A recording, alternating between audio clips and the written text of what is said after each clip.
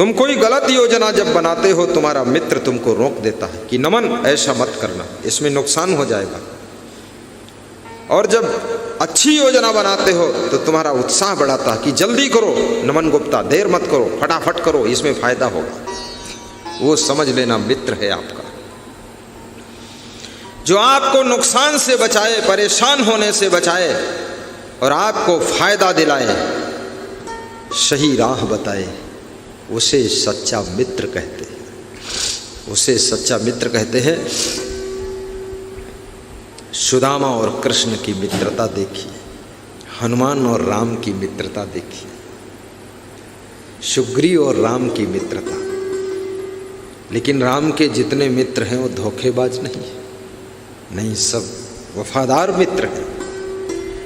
इस कलयुग में तो शत्रु से बचना आसान है, धोखेबाज मित्र से बचना बहुत कठिन है। पूरा गंगा में गंगा, जमुना में जमुना तुमको डुबा देता है। सच्चा मित्र मिल जाए ये भी किसी जन्म का पुण्य है। और सच्चा मित्र मिल जाए तो उससे बहुत से काम हो जाते हैं, बहुत से काम होते हैं।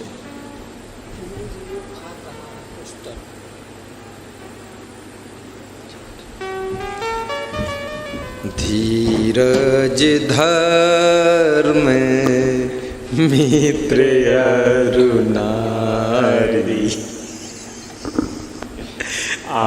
आपत्तिकाल परखिए चारि, आपत्तिकाल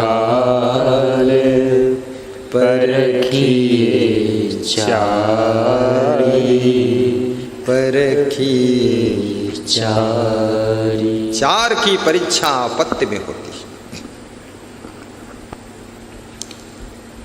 चाणक्य ने कहा है उस मित्र का ऐसे त्याग करो जैसे कोई घड़ा है, उसमें विष भरा है और घड़े के ऊपर जो मुंह है उसका, मुंह के पास में दूध भरा है और बाकी घड़े के अंदर विष भरा है।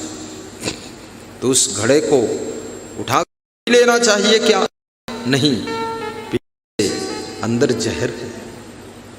उसके मुंह पर जो दूध भरा है उसको देखकर अगर पियोगे तो जहर पी जाओगे, अंदर जहर है तो मर जाओगे। तो चाणक्य बहुत बुद्धिमान थे, उन्होंने कहा है परोक्षे कार्यहंतारम प्रत्यक्षे प्रीवादिनम। जो तुम्हारे पीठ पीछे तुम्हारे समस्त कार्यों को बिगाड़ रहा है, तुम्हारी योजनाओं को फेल करने में लगा हुआ है, चापलूस है, चमचागिरी जानता है, तुम्हारे मुंह पर चिकनी चुपड़ी बातें करता है मीठी मीठी, और पीछे पीछे सब तुम्हारे सिस्टम को धराशायी कर रहा है, तुम्हारा सब खेल बिगाड़ने में लगा हुआ है। ऐसा मित्र है। परोक्षे कार्य हंतारम, हंतारम माने नष्ट करना, परोक्षे माने पीठ पीछे, प्रत्यक्षे प्रीवादिनम, और मुंह के सामने प्रीवाणी बोलना, अरे आप महान हो, ये है वो है, तुम्हारे जैसा कौन है, अरे उत्तर प्रदेश में तुम ही इकलौते हो, इतने कोई है ही नहीं इतना धाकड़ आदमी, ऐसे बढ़ा चढ़ा के तुमको फुला देगा।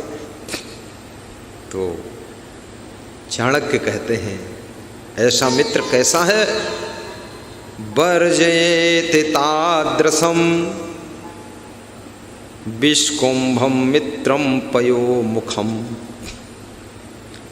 ऐसे मित्र को ऐसे त्याग करना चाहिए जैसे विष से भरे हुए घड़े को और उसके मुंह के ऊपर दूध भरा है। पयो मुखम, पय माने दूध, मुखम माने मुख, घड़े के मुख के पास में दूध भरा है और भीतर जहर भरा है। तो दूध समझकर उसको पीना नहीं चाहिए, अन्यथा मृत्यु हो जाएगी। उसको त्याग करना चाहिए, घड़े को फेंक देना चाहिए। ऐसे उस जहरीले मित्र को जिसके मुंह में तो मीठी मीठी बातें हैं लेकिन भीतर तुम्हारे लिए जहर भरा हुआ है, उसको ऐसे ही त्याग करना चाहिए जैसे विष से भरे हुए घड़े को त्याग कर दिया जाता है, ऐसे उससे दूर हो जाना चाहिए। मित्रों को भी जय जय। वाह। परोक्षे कार्यहंतारम प्रत्यक्षे प्रियवादिनम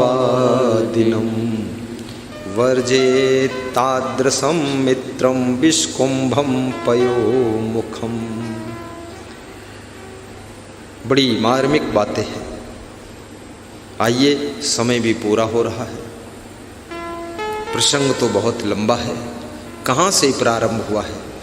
सेवा धर्म कठिन जग जाना, आगम निगम वेद पुराना। सेवा धर्म कठिन है क्योंकि अपने मन को मारना पड़ता है। जिसकी सेवा आप करते हो उसके मन की करना पड़ता है, इसलिए सेवा धर्म कठिन कहा गया। लेकिन सेवा का फल उन्नति है।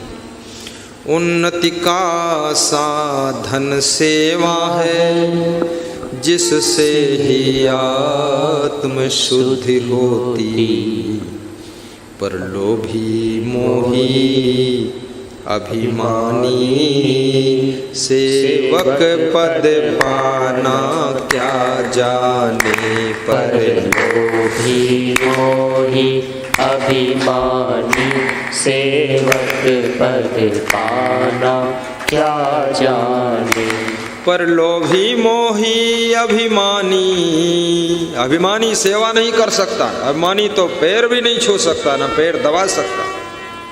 ऐसे ऐसे अभिमानी आत्माएं जन्म लेती हैं कि उन्हें अपनी माँ के पैर छूने में भी बहुत दुख लगता है, पिता के पास झुकने में भी दुख लगता है। राजस्थान में कोटा जिले में एक गांव में मेरा सत्संग था। जिनके घर में ठहरा था, उन्होंने कहा मेरा बेटा बहुत अभिमानी है। मैंने कहा कितना बड़ा? बोले 18 साल का। क्या अभिमानी है? अरे बोले पैर छूता ही नहीं। बेटे को बुलाया, समझाया, उसने पैर छू लिया तो पसीना में डूब गया बेटा, और बाहर निकला तो पसीना पहुंच रहा था द्वार पर खड़ा खड़ा। बात को हमसे मिला, बोला जिंदगी का सबसे कठिन काम गुरुदेव आपके द्वारा हो गया। हम पसीना में डूब गए, हम पैर नहीं छूते हैं माता पिता के, न किसी के, हम झुकते ही नहीं हैं। सर कटा देना ठीक, लेकिन झुक। तो हमने कहा इतना कैसे तुम नहीं झुकते हो? बोले झुकने का मन ही नहीं होता है, अहंकार भरा हुआ है, क्या करेंगे। नम्रता से सेवा की नदी प्रवाहित होती है, उदारता से सेवा की धारा भर कर चलती है। लोभी आदमी भी सेवा नहीं कर सकता। जिसके अंदर उदारता है, दान का भाव है, त्याग की शक्ति है, वही सेवा कर सकता है।